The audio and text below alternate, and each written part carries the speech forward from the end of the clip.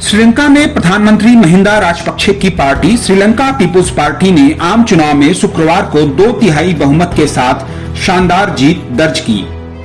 चुनाव आयोग की ओर से जारी परिणामों के मुताबिक राजपक्षे की पार्टी ने अकेले 145 सीटें जीती। पार्टी को करीब 60% वोट मिले। इस जोरदार जीत को महिंदा राजपक्षे की देश की राजनीति में वापसी के तौर पर देखा जा रहा है। राजपक्षे की जीत के बाद भारतीय प्रधानमंत्री नरेंद्र मोदी पहले ऐसे विदेशी नेता थे जिन्होंने श्रीलंकाई समकक्ष को बधाई दी।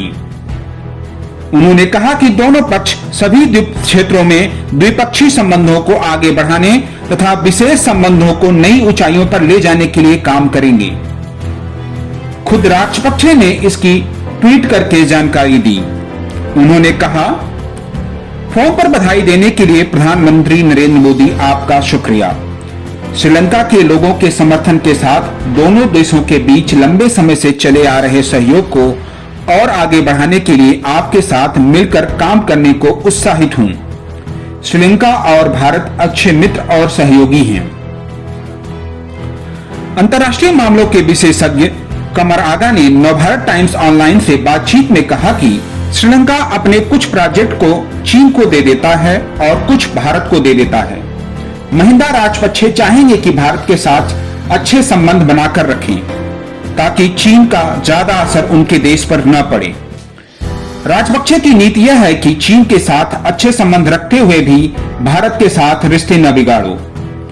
भारत बड़ा पड़ोसी देश है और आने वाले समय में भारत से दुश्मनी श्रीलंका को महंगी पड़ सकती है।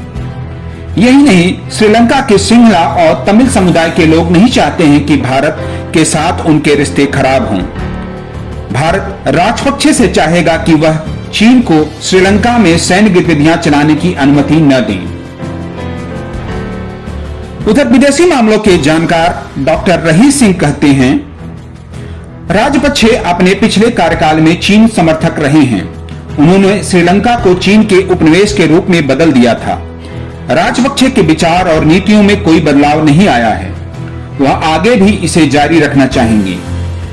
हमें अभी चीन को भी देखना होगा। चीन हम पर लगातार हमले कर रहा है।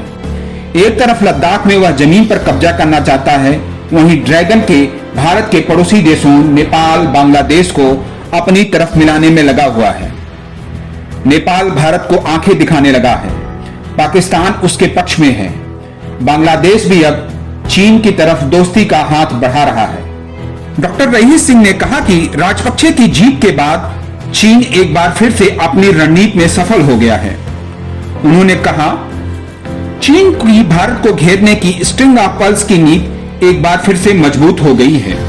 साथ ही वह अब मलक्का से जिबूटी के बीच में न्यू मैरीटाइम रूट को और मजबूत करेगा। यह एक तरह से चीन की भारत के खिलाफ दोहरी दीवार बन गई है। डॉक्टर सिंह ने सुझाव दिया कि भारत को अपनी नीतियों को बदलते हुए आक्रामक होकर काम करना होगा। आज का दौर आक्रामकता का है।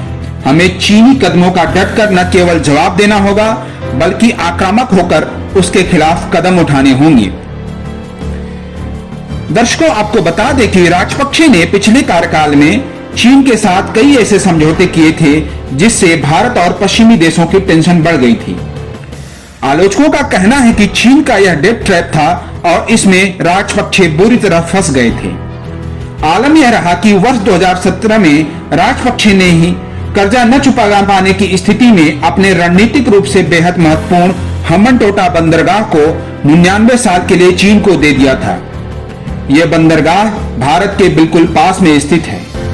यह वही राजपक्षे हैं जिन्होंने तमिल विद्रोहियों को बहुत क्रूर तरीके से मार डाला था। नवभारत टाइम्स ऑनलाइन के लिए शैलेश शुक्ला की रिपोर्ट।